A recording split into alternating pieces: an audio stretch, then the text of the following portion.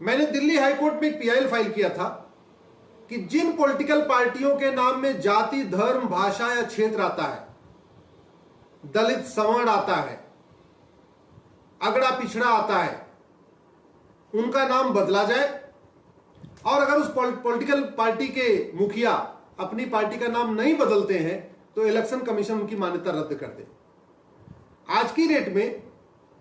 आप ये नहीं कह सकते कि भाई आप मुस्लिम को वोट दो, लेकिन जिन पॉलिटिकल पार्टियों का नाम में मुस्लिम है आप कह सकते हो भाई इस मुस्लिम पार्टी को वोट दो।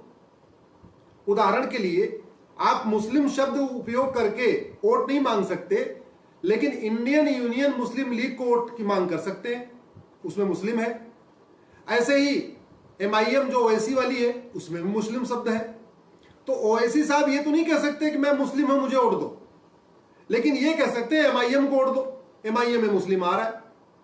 ऐसे इंडियन यूनियन मुस्लिम लीग वाले ये नहीं कह सकते मैं मुस्लिम हूं मुझे वोट दो, लेकिन वो ये कह सकते हैं कि मुस्लिम लीग को वोट दो क्योंकि पार्टी का नाम मुस्लिम लीग है। तो मैंने मांग किया था कि जिन पॉलिटिकल पार्टियों के नाम में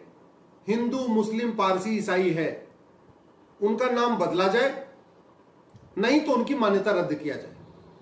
दूसरी हमारी मांग इस याचिका में है कि कांग्रेस और कुछ अन्य पॉलिटिकल पार्टियां चुनाव प्रचार के दौरान तिरंगा झंडा उपयोग करती हैं। इनफैक्ट जो कांग्रेस का जो झंडा है वो तिरंगे से मिलता जुलता है, इसलिए लोगों को कंफ्यूजन होता है कि ये कांग्रेस का झंडा है या वास्तव में जो हमारा नेशनल फ्लैग है वो है। तो हमने ये भी मांग किया है कि जो हमारा राष्ट्रीय झंडा है, जो नेशनल फ्लैग है, वो कोई पॉलिटिकल पार्टी ना यूज करे अपने चुनाव प्रचार के दौरान, और उससे मिलता जुलता भी कोई झंडा उपयोग नहीं होना चाहिए। इन दोनों मांगों पे आज दिल्ली हाई कोर्ट ने इलेक्शन कमीशन को नोटिस जारी किया है, केंद्र सरकार को नोटिस जारी किया है, 4 हफ्ते के अंदर जवाब मांगा है और अगली सुनवाई इसकी अगस्त में होगी।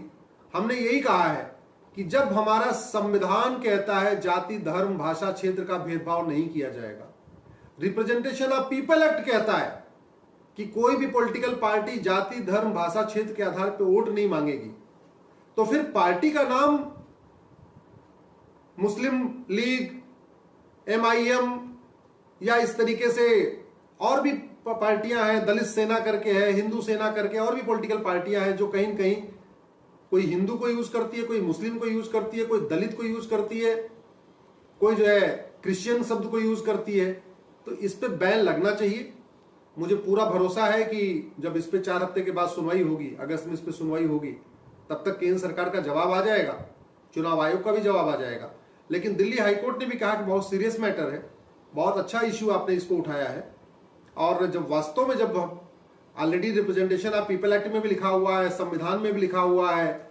कि कास्ट के आधार पे, रिलीजन के आधार पे, लैंग्वेज के आधार पे, प्लेस ऑफ बर्थ के आधार पे न कोई पार्टी वोट मांगेगी, न कोई नेता चुनाव प्रचार के दौरान उसका उपयोग करेगा जाति, धर्म, भाषा, क्षेत्र का, फिर पॉलिटिकल पार्टी का नाम क्यों चल रहा है, ये बहुत सीरियस मैटर है, ऐसा हाईकोर्ट का भी मानना है। और अब देखते हैं अगस्त में क्या होता है इस पर।